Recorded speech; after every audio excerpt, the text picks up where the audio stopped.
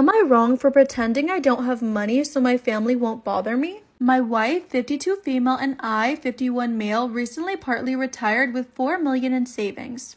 I am a systems engineer and my wife was a registered nurse. I still work part-time but less than 20 hours a week and my wife is fully retired. The thing is, we are very frugal people and try to save where we can. I've also made it clear to my wife to never tell the family we have money and pretend that we are dead broke.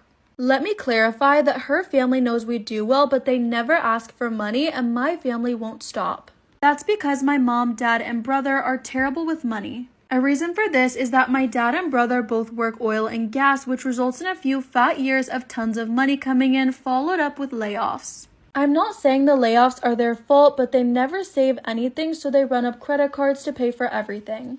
And they've borrowed against their house so many times they haven't paid anything towards the principal.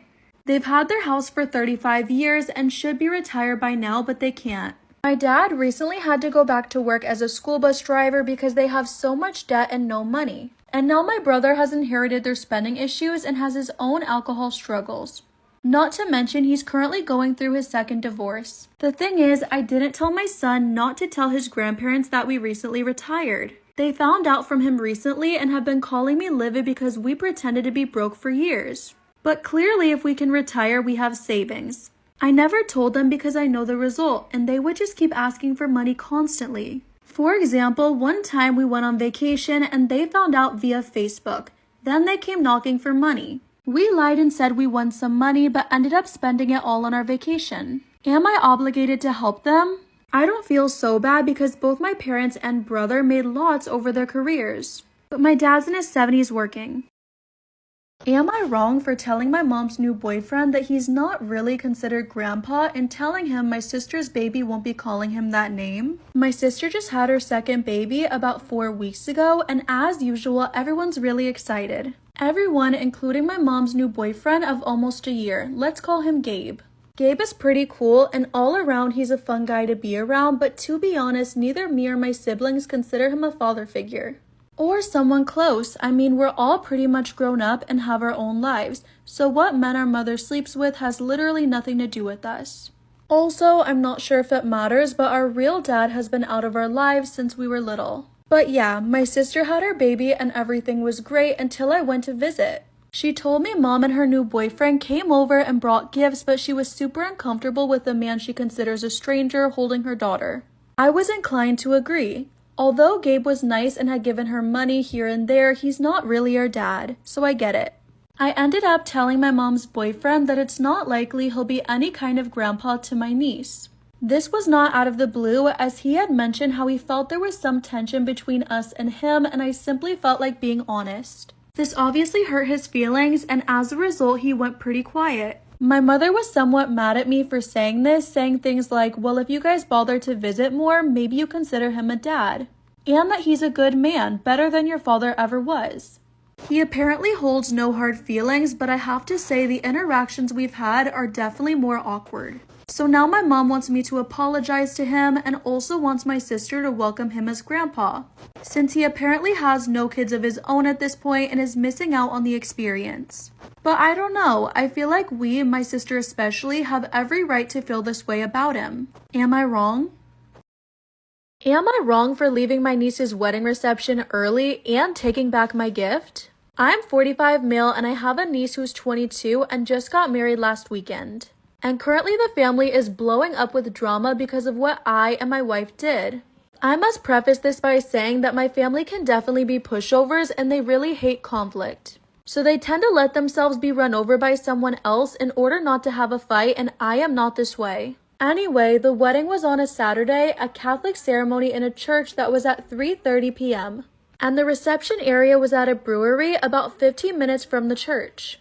The reception was set to start at 5, and maybe this was stupid on the venue people, but they wouldn't open the bar or bring appetizers until the bride and groom arrived. Service ended around 4:30 and everybody was told to go to the reception. The wedding party had a limo and a separate limo took parents, grandparents, and siblings. The couple is young and decided against family in the wedding party. It was 4 sorority sisters and fraternity brothers on each side, and my wife and I drove. We arrived at the venue around 4:50 with the first family limo arriving around that time. By 5, I'd say 150 guests were there, but no bride and groom. The wedding coordinator was getting pissed as it's now 5:45 and there's absolutely no wedding party. We were all just standing around with no food or drinks. Someone was able to get a hold of the maid of honor, and apparently the bride and groom told the limo driver to stop at a liquor store, then to drive them around on the highway for an hour so the wedding party could get trashed. At around 6, the maid of honor said they'd be arriving in 20 minutes, but my wife and I looked at each other and said, "We're out." I told my brother that we're leaving and taking the gift with us, and he tried to plead by saying they're just kids, let them have fun. A few days later, my niece apologized and also asked for the gift. Am I wrong for bullying the police into pressing charges against a bunch of kids? First and most important, I'm not here for legal advice. I'm just here to see if I'm wrong. Second, this is my property that I have a mortgage on. It's not community or city property. So this past winter, I had a pool installed at my house. After the pool installation, I had my old fence removed and installed new fences that met with the city code for a residential pool. My new fence is higher than my old one and the gates have approved locks. Well, about a month ago, I had to travel for work and was gone for about 2 weeks. When I came back, I found my backyard trashed and it seems someone had a pool party while I was gone. The locks on my gates were broken, but luckily no one broke into my house. Now I have security cameras, so when I checked them, I saw 20 teens having a pool party. I didn't give anyone permission to have a party at my pool, so obviously I was mad, and when I zoomed in, I recognized some of their faces from the neighborhood. I went to the police and submitted a copy of the recordings and tried to file a report. The cops did their best to try to talk me out of it, but I pressed them on it until they relented and took a report. But weeks passed by and I heard nothing, so I called them to find out what was being done. I got angry and threatened to sue unless they get off their behinds and enforce the laws. I should also point out that I live in a town with about 2,000 people and nothing ever happens here. Finally, they got some of the teens seen on my security video, but they tried to talk me out of pressing charges. But I was adamant and insisted. When my girlfriend found out, she said I should have let it go and we got in an argument. Even my own mom thinks I'm being a bully by forcing the cops to file charges against teens who just wanted to throw a party. Everyone is making me out to be some grumpy guy with a score to settle, and they're worried about me destroying the teens' futures. Right now, it feels like me against the world, and I want to know if I'm wrong. Am I wrong for deciding that I won't let my boyfriend be a stay-at-home dad after I said that he could be? My boyfriend, 26 male, and I, 27 female, have been together for 5 years. I make around $140,000 a year working as a QA manager, and he makes $40,000 to $50,000 as a forklift driver. He's never really been into working, so we've talked about him being a stay-at-home dad. Initially, I did agree because childcare is honestly really expensive and we do want 2 kids, at least. But 7 months ago, he lost his job when there was a push for unionization and some people were bullied out. He was without a job and I agreed to cover living expenses fully if he does housework and cooks. In these 7 months, I come home to empty beer bottles, trash on the coffee table, and an empty fridge. He never goes grocery shopping, and when he does, it's literally mostly junk food.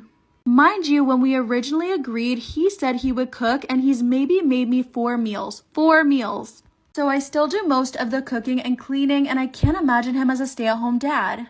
He just got a job, but that's finally in response to me putting my foot down that I'm no longer supporting him. My mom was a stay-at-home mom and had 4 kids and kept a spotless house and cooked every meal from scratch. We've been fighting about this a lot recently, and I said if we do have kids, he has to work because he's not contributing at all.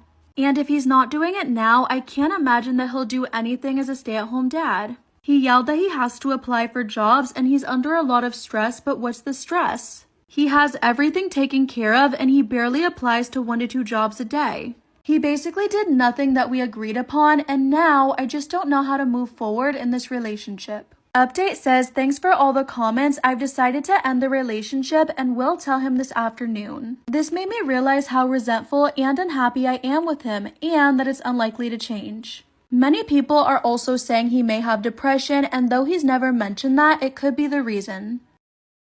Am I wrong for telling my mom that she can't talk to my kid about her miscarriage and take him to the grave? I, 28 female, have a son, 5 male. I was adopted and grew up the consolation prize for the miscarriage my mom, 68 female, had at 20 weeks. We had to go to this fetus's grave every year, and one of my earliest memories was her forcing me to give my favorite stuffed rabbit to the grave. I also grew up with her venting about how hard the miscarriage was to me, and I honestly think it was super inappropriate. It honestly just made me feel like a second option to what she actually wanted, and I obviously was never good enough. Well, I recently found out that she took my son to the fetus's grave and told him about it. I told her that's an off-limits topic and she has no business telling him about her miscarriage, especially when he's 5 years old. Now some people in my life are saying I'm wrong for telling my mom she couldn't tell my son about his dead aunt. But I think I'm justified in not wanting him to have to hear about it too. It was 30 years ago. I told her that's an off-limits topic and she has no business telling him about a miscarriage. He's 5 years old. But now some people in my life are saying that I'm wrong for not letting my mom tell my son about his dead aunt. But I think I'm justified in not wanting him to hear about it too. It was literally 30 years ago. Top comment says your mom spent years trauma dumping on you and now she's trying to do it to your son. Your 5-year-old is not her therapist. If anything, OP's mom needs a proper therapist for all this because all this trauma dumping shouldn't have happened. And if others in the family think it's okay, then she can trauma dump on them. It's so inappropriate to bring a 5-year-old to a grave and expect OP not to have a problem with it. And then another comment says, doing that to your adopted kid is beyond wrong too. Sorry, sweetie, I only adopted you because the child I actually wanted died. Now give your favorite stuffy to my dead child. That's terrible. Am I wrong for calling my best friend a monster after she made me a home-cooked meal? I, 20 female, was invited to my friend Layla 20's house for dinner last week, and let's just say it's led to some really weird things. For background, I have a lot of medical conditions, including asthma and extreme allergies, and my friend likes to joke about how fragile I am. For example, one time me and my friends went out 2 months ago and I didn't bring a purse, so I had Layla hold my inhaler. At first she said stop joking, I know that's fake, but after pulling it out and using it, she seemed surprised. But she quickly apologized and we moved on. Skip to last week when I was invited to a dinner party at Layla's house and I was so excited. I sent her a list of my allergies and told her if she didn't want to change what she was planning on making, I bring my own food, no problem. But she insisted that her food was fine and I thanked her. Now on the list was mushrooms, but when I got to the dinner party, there was a chicken dish that looked like it had mushrooms in it. I made her a list with everything I'm allergic to, and on this list was mushrooms. But when I got to the dinner party, she made a chicken dish that definitely looked like it had mushrooms in it, but I didn't question her. But I definitely should have because she watched me take a first bite and I was right, mushrooms. Of course I spit it out immediately and went into my bag to find my medication. I was so pissed and when Layla asked what was wrong, I said I'm allergic to mushrooms so I can't eat the meal you made. She responded, I thought you were faking. Not even thinking, I called her a monster, grabbed my stuff and left. And now I'm getting non-stop texts from people at the event telling me I shouldn't have said that after she made me a home-cooked meal. Listen, before I even look at the other commenters, I just want to say she did this deliberately. She definitely wanted to poison you, and you should cut her off and never be friends with her again. Yep, top comment says you gave her a list and she intentionally put one in the food.